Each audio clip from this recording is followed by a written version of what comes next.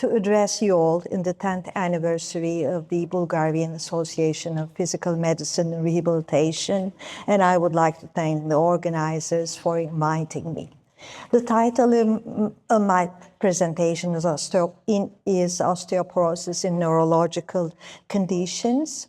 I have no conflicts of interest. The report on disability revealed that many neurological conditions are associated with significant disability. Stroke, followed by Parkinson's disease, have the greatest unfavorable impact.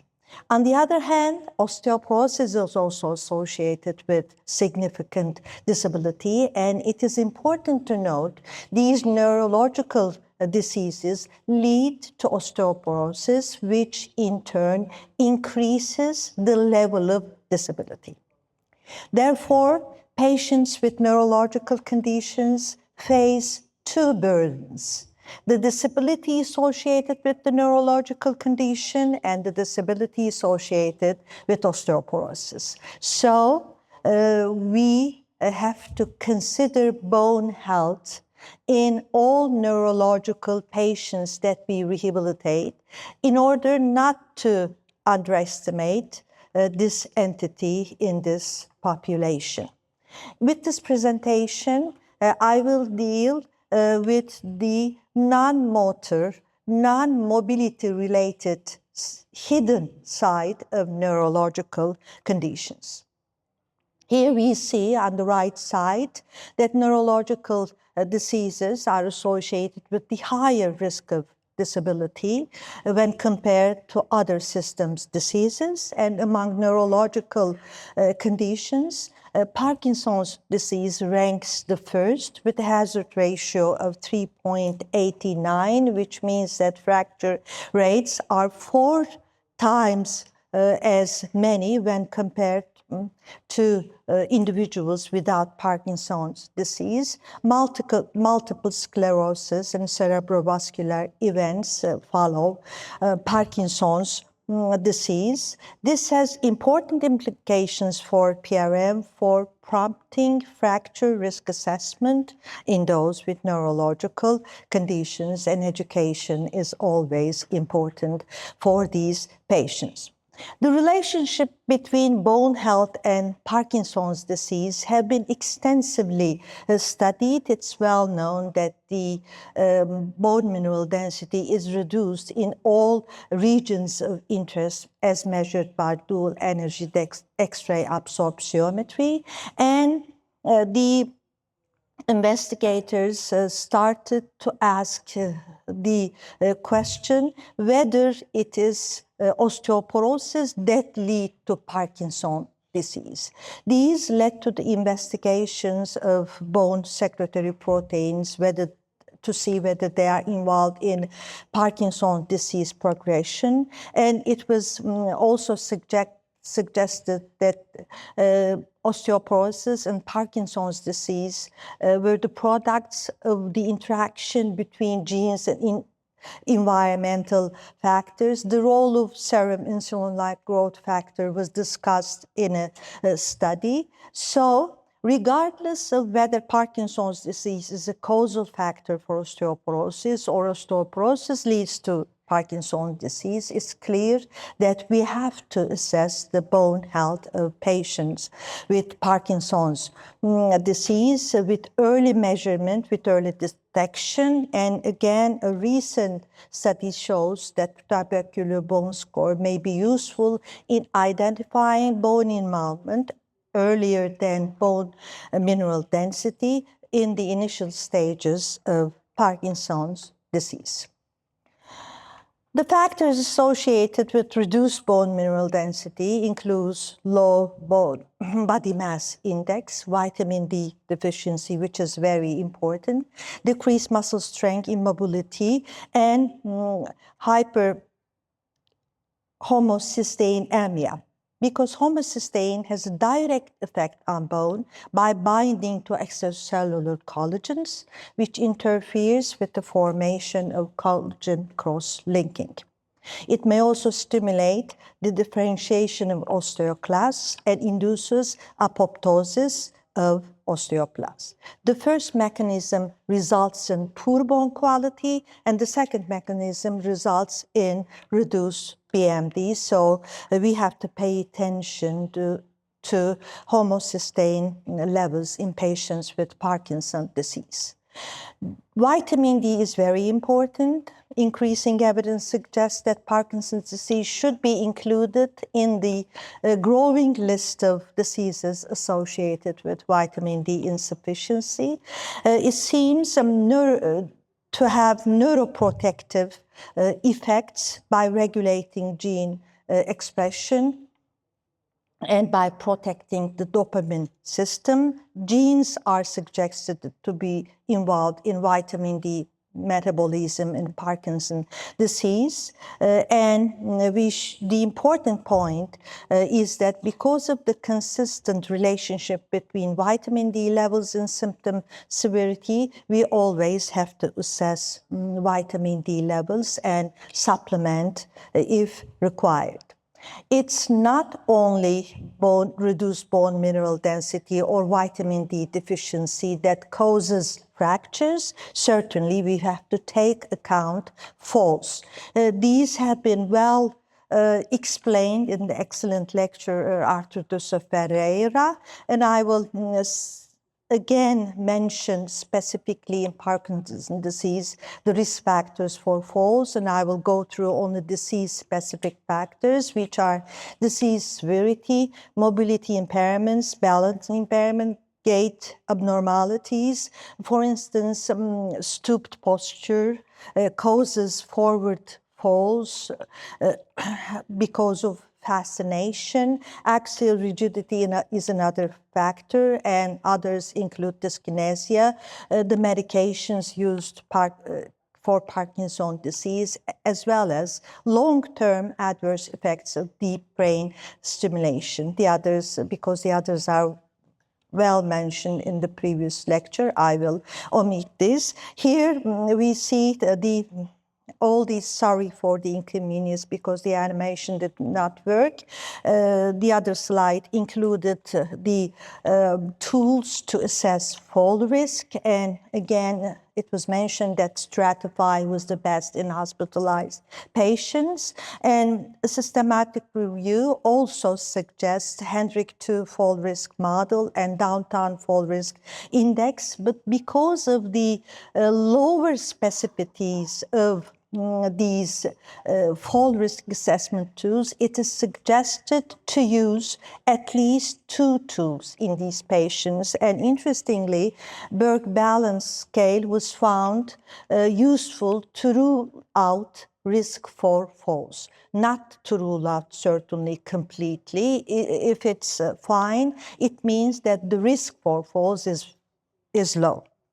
We can just say this. And this is a paper produced by the UMS PRM Section and Board Professional Practice Committee outlining the management of osteoporosis by PRM physicians. And we have to deal with many environmental risk factors at home, at the workplace, but usually patients with neurological conditions may not be in working stage, but if they are, we have to take into consideration workplace interventions as well. Our interventions may range from urogynecological rehabilitation to environmental modifications with appropriate exercises.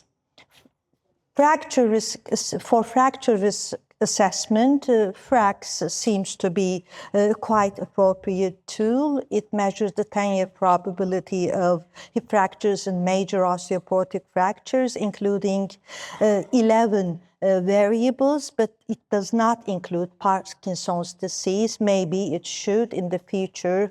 They may include it as a variable causing secondary osteoporosis. A bone park algorithm well describes what we should do in patients with Parkinson's disease, which I also covered in my previous slides. This is created by Henderson and colleagues earlier. in 2019. And on the right side, we see a very recent systematic review evaluating all the guidelines, and the guidelines say the same things. Step 1 is optimize vitamin D in calcium intake, address lifestyle factors, assess falls, assess fractures, and use available guidelines for the treatment of osteoporosis if osteoporosis is detected in these patients. And we see here the treatment guide part of bone park algorithm.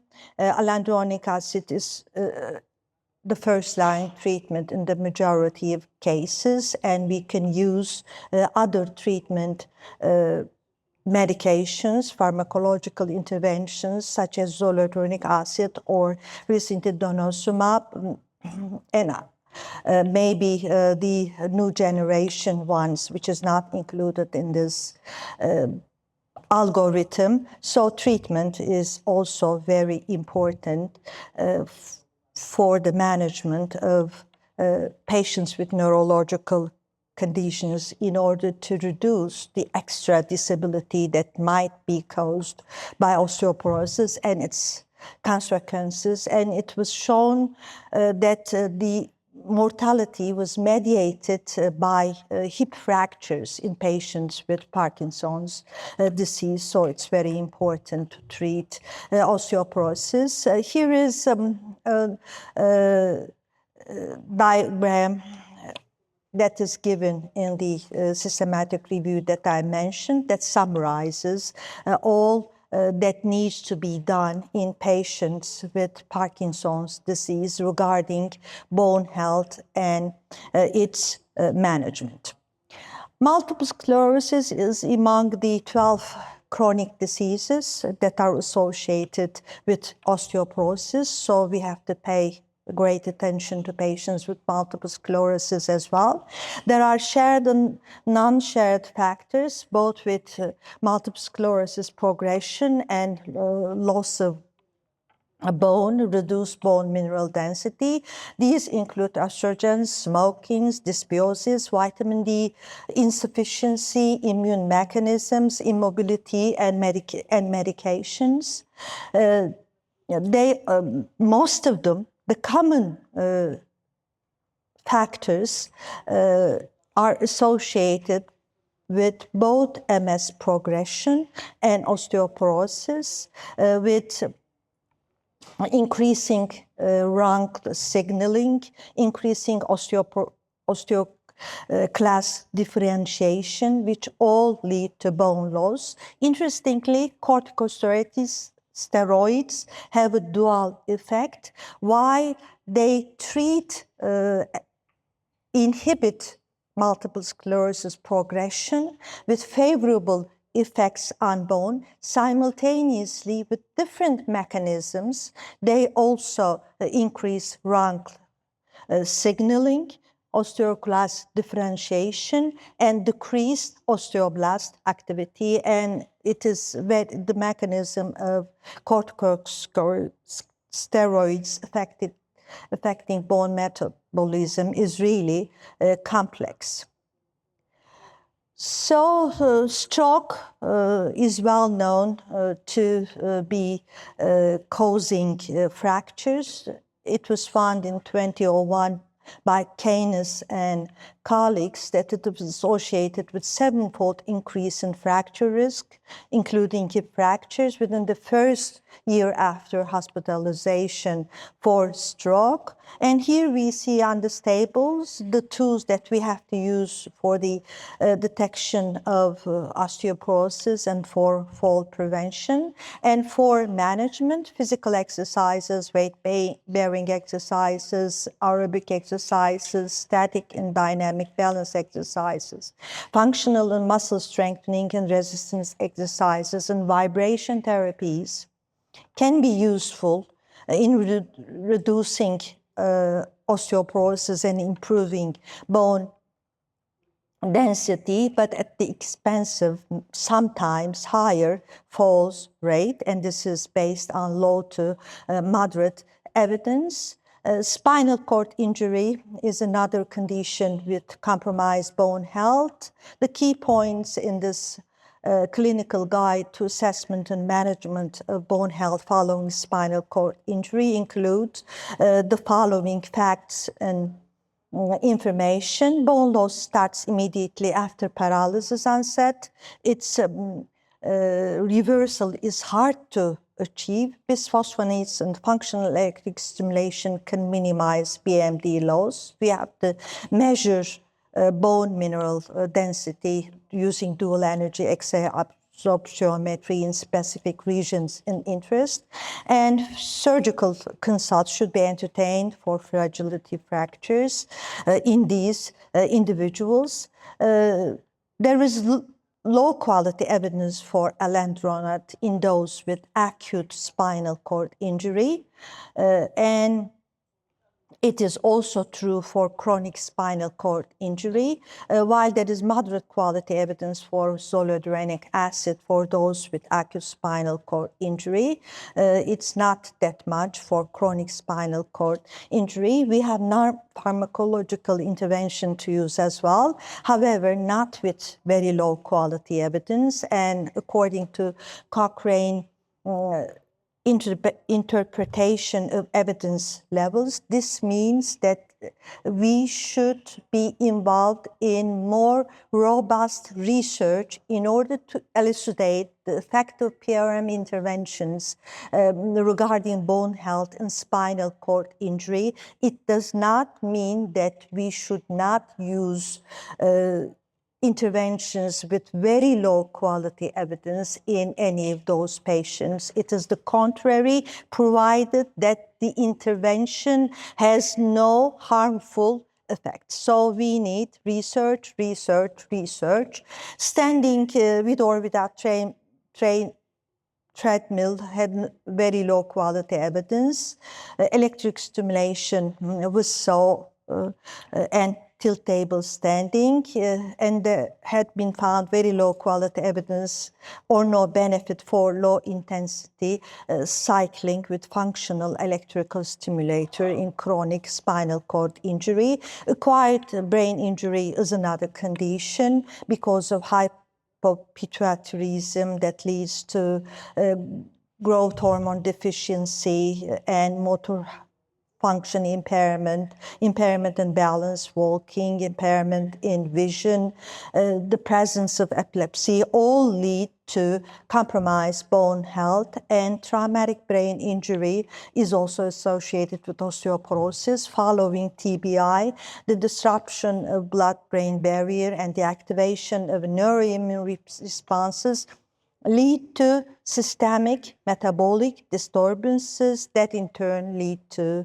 osteoporosis. Cerebral palsy is another condition associated with osteoporosis and fractures. It's not only non-ambulatory children or adults with CP that are prone to fractures, but even ambulatory patients are prone to fractures. It is quite prevalent in adults with cerebral palsy as well.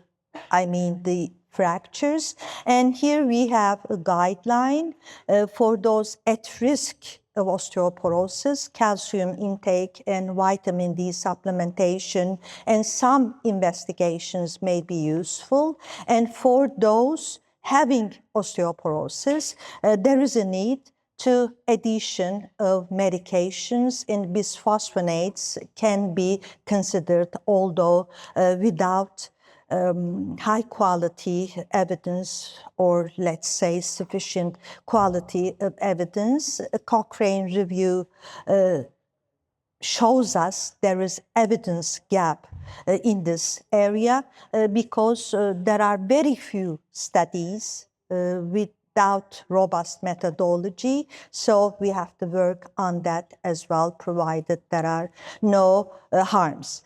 Corticosteroids are frequently used in Duchenne muscular dystrophy. So osteoporosis prevalent in this group of children as well. Approximately 50% of boys with DMD who receives glucocorticoid treatment will have symptomatic vertebral fractures. We do not know about radiographic vertebral fractures. So we need to treat these patients with, again, bisphosphonates. A systematic review provides evidence for the effectiveness of bisphosphonate therapy in improving bone density, but there are limitations in these studies as well. The evidence is not that high. Finally, I'm going to talk about a recently published practical guide for neurologists. It lists us clinical risk factors for fractures that we need to pay attention to, as well as suggested investigations that I have mentioned previously. There might be additional ones. If indicated, we can investigate serum electrophoresis and other sophisticated investigations as well. The take-home message is that we have to assess bone health, we have to prevent osteoporosis and related fractures, and we have to provide appropriate treatment when osteoporosis is diagnosed. It is truly crucial in minimizing impairment and maximizing activities and participation as defined in the ICF in individuals with neurological conditions. Thank you for your attention.